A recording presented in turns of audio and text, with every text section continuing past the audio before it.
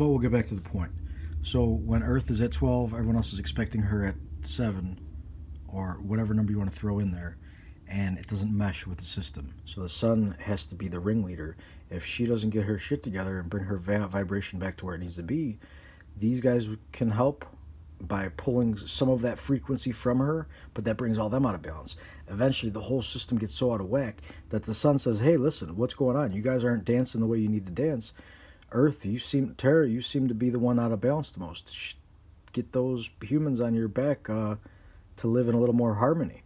So she'll have many mechanisms to defend herself. Now, there are natural plagues, there are natural cataclysms that happen. There are also man-made cataclysms and plagues that happen. The virus that's out in the news nowadays, they call it the coronavirus. It's a lot of those are man-made or man-manipulated. They're altered. There's patents for them. They've played with them. They've tinkered with them. They've altered them. Not to mention, I don't want to go on a tangent here, but the 5G towers that they're putting up everywhere weaken our immune system. So any bad bug is going to be more powerful in that area. Okay, back to what we're talking about. So with 5G towers, wars, oil, everything, Terra's out of balance. Humans' consciousness is out of balance. So then if she doesn't compensate with natural disasters, then to wake us up, then she can really shake things up real bad. And if she doesn't do it, Father Soul will do it too. The sun will do it. So what happens is the sun, as he's vibrating and he's getting pulled differently from Terra being at 12 instead of 7, he's like, wait a minute, we need to get back into harmony here. We're all out of balance. Everybody's dancing and they're all stepping on each other's toes. They're not in harmony. So he will literally, grab her and take charge of the situation. Like imagine when you're dancing and the woman's out of balance and she doesn't know which way to step, then the man takes charge and steps this way, or vice versa. The man doesn't know where to step and the woman takes charge and steps this way and directs the flow, gets them all dancing the right way again. So the sun will literally send out a shockwave just to shake her up. Hey, wake up, lady, you got some stuff going on. Kids on her back, wake up, you got some stuff going on. And if we don't pay attention, it gets real serious. Then he sends out a coronal mass ejection. Corona is the corona, it's the area around the sun. Coincidentally, there's a corona around 5G towers as well, and the virus is named coronavirus, but we'll get into that another day. So the coronal mass ejection leaves the sun, heads right towards the frequency imbalance, which would be Terra in this case. It could go to any other planet. Whichever ones need a vibratory stimulus, he'll shoot out towards. So the sun shoots out towards the Earth gets hit with it, her magnetic field shifts, literally poles shift to the other side, or back and forth a few times, whatever they need to do. And then when that happens, oceans rise over continents. Continents sink into oceans. Oceans become dry land. Dry land becomes oceans. Anything in between. It's chaos temporarily, but it's the fire in the forest burning out the dead wood. Unfortunately, it needed to be done. If it wasn't consciousness, if consciousness that was out of balance was never put in check, if this checks and balances didn't exist, we would be, consciousness, humans. Well, and again, I know consciousness is all things, but I'm saying humans in this particular conversation. If the humans didn't get their stuff together, we would eventually be like parasites and just destroy the planet. Eventually. We're nowhere near that now. I hesitate to say that. We're not as far out of whack as the governments and corporations want us to think. It's really they're more out of whack, and they're blaming it on us because they're the ones that authorize the use of fossil fuels. They authorize the use of war. They authorize the use of fictitious fiat currency backed by the Federal Reserve instead of gold and silver or greenbacks, whatever you want to do that's actually real money. So they're bringing us out of balance, but we're allowing it. So when we take charge and say enough, they're not going to do it anymore. They have no choice. So it's really up to us. So Terra is out of balance because we, consciousness, aren't doing our part. So it really just starts at home. Do your inner work. If you so choose. You don't have to. I mean, karma, everything is recorded in this ether of the ocean. There's an ocean here.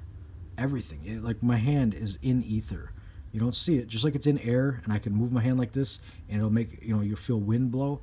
Well, that's how space is too. Even though mainstream NASA and them, they say space is a vacuum. It's a complete lie. I'm sorry, but it's a lie. Space is full of ether, and that's been the commonly, not commonly, it's been the fact of life on this planet since the beginning up until the last about 100 years ago, when we've been manipulated by other individuals that we're not going to get into right now.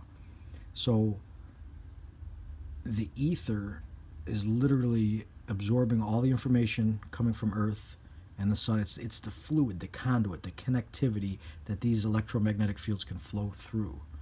So if it was an actual vacuum, nothing would connect, and things wouldn't work out. And that's exactly why mainstream modern astronomy and planetary science is out of whack the way it is today.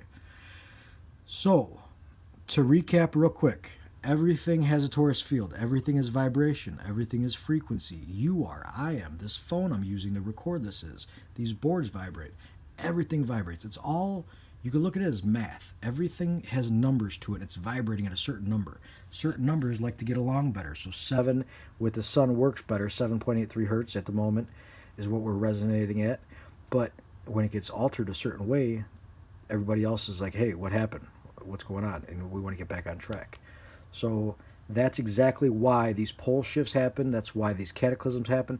That's exactly why there are cities on the bottom of the ocean all over the world, despite what we're taught in school, the lies that we're taught in school, and despite what NASA and all these mainstream archaeology and geology, to be honest with you, is wrong. They're telling us that we're 6,000 years old, 7,000 years old, and we're the most advanced we've ever been.